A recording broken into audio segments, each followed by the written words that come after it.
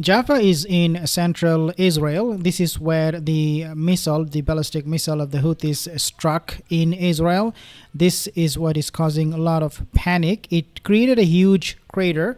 According to some report, the crater was huge, as some people have gathered around it to investigate the matter. The Israeli officials, they were there to find out exactly what happened and the cause of the, or I should say, the amount of damage it caused because of that ballistic missile launched from Yemen by the Houthis. Now, the ambulance service in Israel, they have confirmed that there are 16 people, at least 16 people got injured. I'll talk to you more about this in a second. I will give you all the details. And this missile that was launched by the Houthis, it was, now the number is almost 200 according to one report. 200 missiles, ballistic missile they have launched, or I should say just missiles, not ballistic missile, just missiles, including many of them are ballistic missiles. Especially in the last few months, we are seeing an increased number of ballistic missiles being launched from Yemen to Israel. This was coming with a lot of precision, and it caused a lot of damages, unlike what we have seen in the past. And the attack of this ballistic missile by the Houthis on Israel came after Israel, they conducted air raid in Yemen, in Sana'a, and also the Hudaydah port. We'll talk more about that in a second. I just want to now pinpoint some of the important news regarding this, because Houthis right now, they're escalating this, and they're basically saying that we are going to be targeting anything that passes by the Red Sea belongs to US and UK. At least 16 Israeli soldiers were injured on Saturday when a missile launched from Yemen landed in the Tel Aviv Jaffa area in central Israel. And this is coming from Anadolu agency reports. The Israeli army confirmed that the attack, stating, quote-unquote, a missile originating in Yemen impacted the central Israel after interception attempts failed by both, as we know, Iron Dome and also David Sling. And of course, the third missile system installed by US is good for nothing.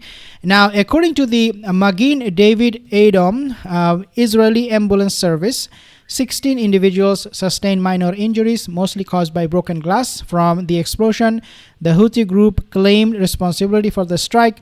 In a statement, Houthi military spokesperson Yahya Sari announced that their fighters carried out a military operation targeting a military site of the Israeli enemy in the occupied Jaffa area with a hypersonic ballistic missile. As we have said, in the Jaffa area, this is central of Israel. So this is why this location is important, and I'm mentioning it again and again.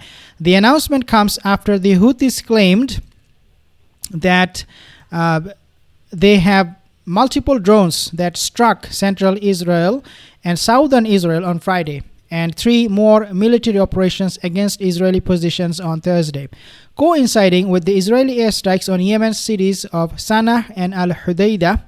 The Houthis, in solidarity with the Gazan people, which is facing an Israeli genocide war since October 7th, 2023, have targeted Israeli cargo ships for those associated with the Tel Aviv in the Red Sea with missiles and drones, expressing a determination to continue operations until the end of the onslaught on the enclave, means in Gaza. We are seeing an increased number of US and UK forces being deployed in the Mediterranean Sea area. They have also carried out multiple strikes on the Yemeni port city and also in Sana'a, targeting the Houthis' positions. But obviously, we know that US and UK, they will do anything to protect Israel, even if that means killing innocent civilians. We do not know the number of Yemenis getting killed in Sana'a, especially in Sana'a and Al-Hudaydah port, but definitely the number is in at least dozens. But of course, you will not hear this from the Zionist mainstream media or from US Western medias, because they love to hide it, and they consider these people, the Houthis, the Yemenis, and the Palestinian people as lesser of a human being. But nevertheless, this is causing a huge problem for the United States and also UK. Since the beginning of 2024, a coalition led by the US has been conducting airstrikes that it said are targeting Houthi locations in parts of Yemen in response to attacks by the group in the Red Sea. The counterattacks have been occasionally met with retaliation from the group, with the intervention of Washington and London and an escalation of tensions.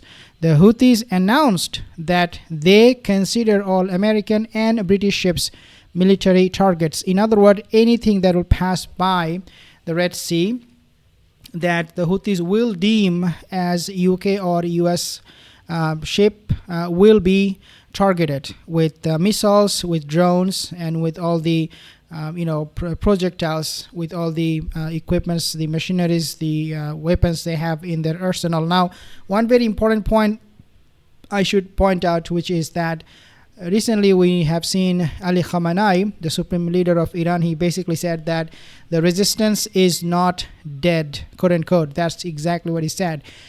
And this Houthi attack is coming at the backdrop of Iranian determination to continue on with the resistance forces. And Iran is very hopeful now that Syria has a government.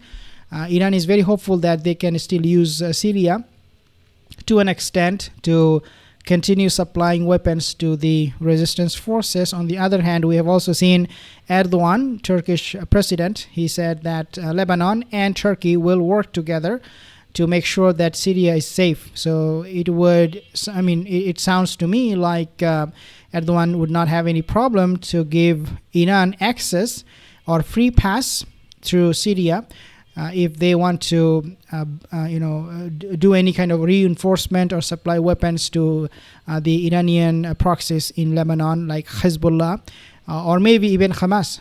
In other words, what Turkey is signaling is not something very pleasant for the Western countries. It could be actually bolstering or boosting the supplies to the Yemeni groups, and also to the Lebanese groups, and also Iraqi militias, and that would definitely not be a good thing for the Western countries. So this region is getting united slowly but surely, and they're putting up a united front against the Israeli aggression. We have seen how Israel is trying to grab lands from Syria, and this is not something that Erdogan or even Ali Khamenei or anybody from the Muslim Arab countries will accept the leaders.